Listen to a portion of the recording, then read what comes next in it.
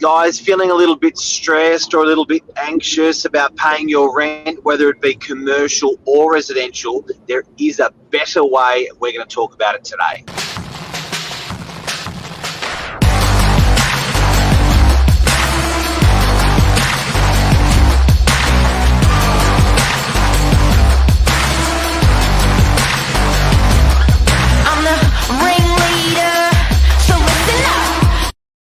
Good morning, everyone. Welcome to Morning Minutes, episode 529. If you can't pay your rent, what to do? Mark and I, it's a sensitive topic today, but I think it's a necessary topic, and it's agents love to talk all positive. The world is full of rainbows and flowers, but this will be a bit more of a real topic because shit sucks. Let's face it. And we do a lot of commercial. We've got a lot of properties under management. We have a lot of retail. And I think if you're not there's either you need to be planning for the worst and even more so. Like just a random industry, a hair salon. It's hard to plan because of what's happening. So even if you go to plan, it's hard to plan, eh? Yeah. And then you've got to, I think a lot of people, this is all right. If you don't do anything, you put your head in your sand. Let's say you're a hair salon. I think the reality is there's a very, very good, like you got to plan worst case scenario. Worst case scenario is we're going to probably be closed till February. They're saying December, November. More than likely you'll get to that period and they say, oh, we don't want people socializing for Christmas and all that crap. So let's push it back. They did it last year. So and if they're saying November, December, it's always later. When has it ever been on time, even Melbourne? So I think be real with that. So if you're a retailer who can't do an online business, you're not going to be having your doors open for nearly 6 more months. A lot of people that I know now are just like, I can get to next month. It's like, we said it a couple of months ago, Mark, plan for 3 months. I think now it's even worse. You got to be planning for 6 months, no income. And if you don't plan, you're just going to walk out of the property and have all your savings gone. But what should they be doing, Mark? I know communication's big. Yeah, look, it's a really hard one. And look, like you said, equally as it is hard to ring up your landlord's agent and have a discussion with them about, it's embarrassing. Because generally you've never missed a beat. You've had a perfect track record. It creates anxiety. It creates stress, embarrassment. But even us talking about it today, we're like, shit, this is a real sensitive topic. Do we really want to be going on air with it on the fly live and potentially sound really stupid or got to be considerate about equal parties because everyone says, oh, poor tenant, but I know someone very close to my family is going through a very hard time at the moment. I don't think it helps having all that time, Burge. Yeah. I don't think it helps. It almost creates more white noise in the brain because it's like that's all you think about. You know what I mean? Whereas before you'd be juggling 10 balls, now you're juggling one, and you just got so much. So I know, very close to my life person, it's like all they talk about is COVID, and then now their tenant's not paying arrears, and it's like sell the property. Shit. It's stressful. So what's my point? What's the question again? Shit hits a fan, tenant head in the sand. The main thing, you got to be communicating with your landlord. It's embarrassing, but you guys and girls, landlords need to be sitting face to face and be like, this is a reality. I'm a hairdresser and my rent's $1,000 a week. I normally cut 50 hairs. I make $3,000. I have $1,000 for family, $1,000 for taxes, and $1,000 for rent. There's no money coming in. And let's say you had 30 grand in savings. Do you want to, it's not realistic to eat that up. So you need to be, or people, if you don't have the gentleman's conversation with your landlord and be like, let's face, this is reality. the lockdown wasn't 4 weeks, it's not 8 weeks, it's going to be another 7 months. Instead of me just closing the doors and leaving, and good luck legally trying to get me for it, you want to sort of maintain that relationship because it won't be forever. And if you just cut and run, you're going to burn that chance with that landlord to come back. You may not that you fit out. Sorry, you fit out. You fit out like you spent, you know. Yeah, so you lose that, but I think so. There's options out there. I think what Luke said, get a job. I think that's like you can't be relying on the government. That's not a bad option. There are industries that are pumping, Woolworths, Coles, and I know probably emotionally, if you've owned your own business, getting a job at Woolies would suck. But the reality is, if you've spent a couple $100,000 on your fit out, and walking away is not an option, and you've got no income coming in, like what's the government money? Like $500 a week. So you need to have that. It's not going to do anything. You know, I think, guys, you can't forget. Life was great for your business prior to COVID. For businesses that were operating profitable and running, it's not you. It's COVID, and COVID's not going to be around forever. So it's biding time. It's biding probably 6 months, maybe 12 to 18, depending on if COVID comes back, how many waves and when and the styler comes back. So it's really getting through that. And it was interesting what Luke said about getting a job. It's very counterintuitive to go and get a job to pay for a business that's failing because of COVID. But when you consider, Burge, what you're saying, there's fit outs, there's a great business there, but it's only just blocked at the moment. Just to buy time to keep those doors, to keep that their landlords are negotiating. So landlords are saying, okay, look, let's see if we can keep this sustainable, because the landlord's going to have to find another tenant. That's going to cost them money. A landlord's going to have to do rent free. That's going to cost them money. And a landlord may have to contribute to a new fit out of the property, and the D fit out may be expensive. So it's well worth exploring. But with what Luke said about getting another job, it's very it's a real head fuck to do that, because you almost feel like you're abandoning, even if it's temporary, abandoning your business. But Burge, get this, I was walking with a friend on Sunday, and guess what they said one of the newest fads is? I laughed my head off. Having two careers, having two jobs. And I was like, what do you mean? They said earning 40 hours a week, being a electrical engineer for that company, and then doing 40 hours a week being an electrical engineer for another company. So you actually, the guy was juggling two computers. He had a blue computer and a red computer. during the same hours, he doubled up. Anyway, my point is, what Luke was saying, get a job. Same thing. You may do a little bit of your business on the side, and then get like a 40-hour block job just to pay for shit. And keep your mind sane. You imagine sitting at home 40 hours a week, not being able to do your profession. You'd be checking every COVID update. You'd be hoping everyone is saying it'll end in 4 weeks. You'll be grasping on what everyone's saying there. You almost need the distraction. Most people either do it with positive things, health, fitness, work, or negative, whinging or drinking.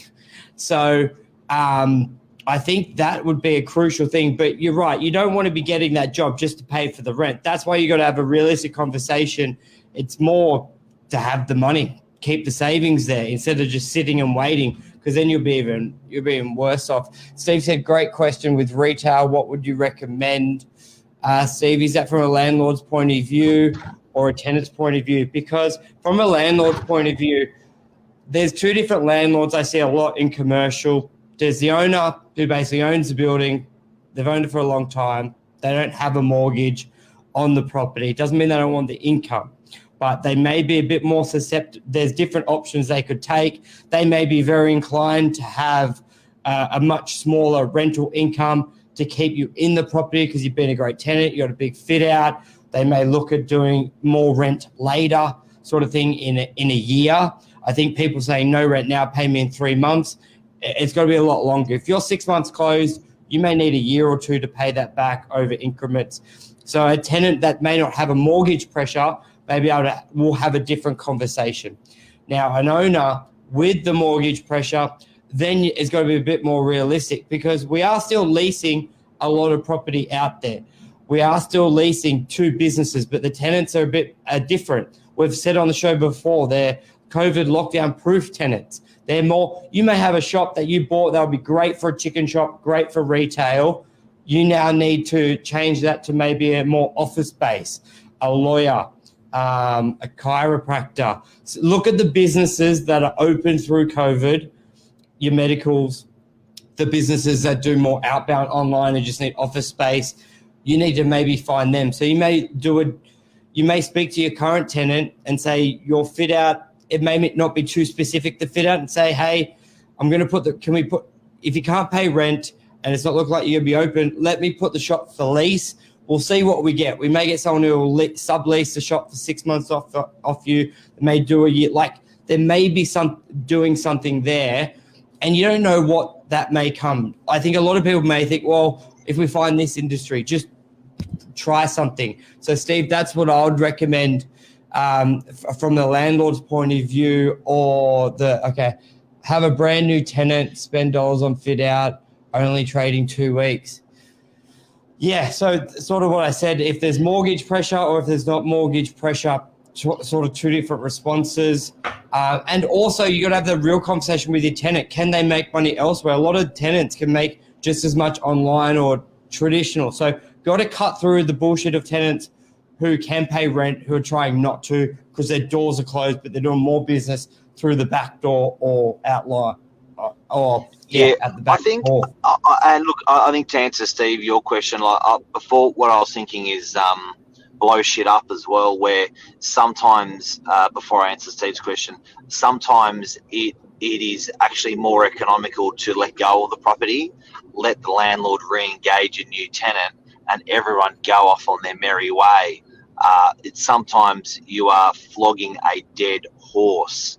Unfortunately, I really don't like to, admit defeat with a tenant. But I think the key thing, over to Steve's question, is with a tenant that's just moved in. I think, good communication in our business seems to be the essence of a successful outcome. It's the core ingredient. So good communication, daily communication with that tenant. You're talking large sums of money for a landlord and tenant. You're talking people's lives. So I think working through these tenants and commerce and business and all the things that we've said is very important. I'll give you a perfect example. I've got a landlord who's retired, very successfully retired, and he was in food. And he's just put another tenant into his property, owned it forever, and the tenant's in food. Now, this landlord loves food so much that he's gone to work with the tenant for free. So he's like, you know what? We can do this. I can help you. I know how to do this. I know how to do that. And the tenant's like, I can't find any labourer. I can't find any help. So they've just gotten together and they're just getting through this. And there's no airs or graces that, he doesn't need to work. He's just happy to go to work. He loved his job already. My point is, Steve, I would get in. I'd tuck in real close with your real estate agent, and I'd tuck in real close with your tenant, and I'd just work through that to see if there's anything, because, we've all got different value that we can add, and you can't do that without being close to each other and communicating. It's the number one thing you can do here, guys. But also, you've got to have that good advice from an agent. Like, if you've just got a new tenant, how long did it take you to find that tenant? Because if your property was empty for a year and you just got a tenant who just did a fit out, you wouldn't be very quick to be like, out you go, I'm going to find a new tenant. Because what's the reality? If you couldn't find a tenant for a year before COVID, during COVID, you'd rather have someone who wants to be there, that even if they're not paying rent, wants to be there, committed to being there. And then when things get better, which could be in 3 months, could be in 6 months, they're there for a 4-year lease sort of thing. But if you've got a property that you could switch out a tenant, you may be a little bit more. Yeah, it took 7 months to lease out. There you go. Which is bad, but not too bad for commercial. But it is bad when you go, I just gave them 2-3 months free rent. I already got a discount to what it was rented for before COVID. So it's one of those things where it's like sometimes it sucks for everyone, and to sometimes even for a landlord to be like, I'm going to have no rent for 3 months. But if I can be out, because if things get worse, it's going to be very hard to lease out, especially if your property is very specific to a food outlet or something like that. If you've got a bit more versatility where you could have an office space, but then it goes, how many other offices are empty? If I get rid of them to trying to find a lawyer or a chiropractor, it'd be harder. But another one out there, guys, think outside of the box. It's not just money. Yeah. You know, like, for instance, this barter, trade, contra deal. Is there anything else that they can offer or put on the table to get them through? Probably sounds silly. I've been watching this car show at the moment on Netflix, and the guys keep trading. They keep, rather than taking cash for selling these cars, they keep trading for other stuff or other cars, and it's like, you know. So don't forget, guys, that it's, you know, money or rent in arrears is not the only commodity. You know, that you may be able to give that tenant a job. That tenant may be able to do something for you that's key to their business. They may have a car that's being unused that they'll say, take this as payment, and then when I earn the money back, give it back to me. I don't know, but I'm just saying that. Yeah. It's not just think outside of the square. Heavily communicate. And that's our show. Yeah, the point is, if you've got a property and the tenant's closed and you guys are not talking and you don't have a plan for another 6 months, you're screwed. It's bad. Yeah. Anyway, and I have been saying, Burge, if it's taken us 9 weeks to get to this peak, if this is the peak, it'll take us 9 weeks to come back out of that peak.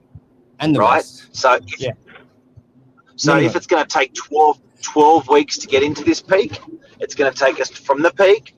It's going to take us 12 weeks to get out of the peak. So wherever that peak is, the distance it takes to get into it is the time it's going to take to get out of it. So don't think that any time that we're coming out of this within a week or within a month, and don't plan your financials on that for arrears. Furthermore, with residential, Michael, you and I were saying off air, you may be paying $650 a week on a one bedder. Your buddy may be paying $650 a week on a one bedder. You can't pay your rent because of work or something like that. Consider moving in with a friend who's going to give you company in these hard times. Move in with a friend and halve your rent, or reduce your rent. So there's different, this isn't just a solution, find a solution for commercial, residential. It's for arrears, but it all starts with communication. And you've got to be honest with your friends to find that solution of, let's move in together. And you go, you know what, I'm going through a bit of pain. Yeah, I'm going through a bit of pain as well. You know what, I'm friggin' bored. Yeah, I'm fucking friggin' bored as well. Next thing you know, why don't we get a really cool 2 or 3 better, have a bit more room, and it's going to cost us less than what we're currently paying. Yeah, the thing, but also when you're saying about the time in and out, it's also being realistic. Just because things open up, that business may not generate any income for a month because it takes a while to kick back up. So really plan long. And then make it work long. 6 months, 9 months. We've said on other shows, you're not going to be annoyed if it comes short. Like we were saying before, when it was 4 weeks, plan for 3 months. Now it's like, okay, at least if you have that plan, you can build on that and plan for another 6 to 9 months. Because the reality is, even when we come out of it, more than likely we're going to go back into another lockdown for a month or two anyway. At least you have that communication. It won't be a one-off. So we're going to come out of it, let's say November. Then who knows? By March, we're in another lockdown for 3 months, whatever it is. So, but yeah. Anyway, that's a wrap. We'll talk for a while. Cheers. Thanks, Mr. Burgio. Hope we helped you, everyone. Thanks, everyone.